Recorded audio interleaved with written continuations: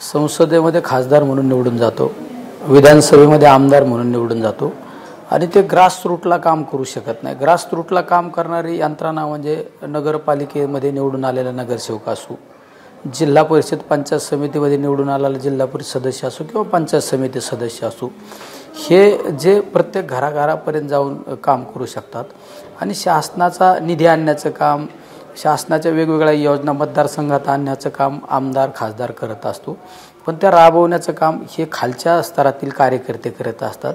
आणि तो एक चांगल्या विचाराचे जर कार्यकर्ते येऊन जर एखादी निवडणूक एकत्र लढवत असेल तर त्या गावासाठी, त्या शहरासाठी निश्चित ती गोष्ट हितावर्धक आहे। त्यामुळं या गावाच्या शहराच्या विकासासाठी असे जर एक चांगल्या विचाराचे लोक एकत्र येऊन एखादी निवडणूक लढवत असतील तर निश्चित त्याचा फायदा होतो त्या परिसरामध्ये। आणि अशा चांगल्या विचाराचे सगळे लोक एकत्र येऊन येणाऱ्या कालखंडामध्ये ही निवडणूक लढवित आहे। बऱ्याच ठिकाणी तुम्ही सांगितलं पिंपरी चिंचवड असो किंवा कागल असो।